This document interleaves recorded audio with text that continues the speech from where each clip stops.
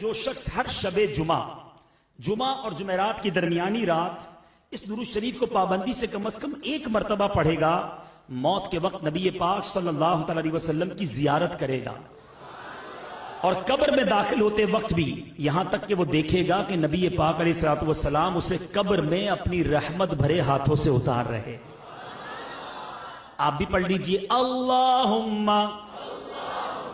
صلی وسلم وبارک علی سیدنا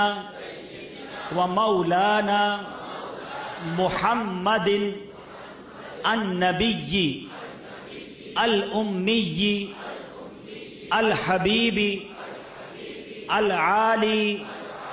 القدر العظیم الجاہ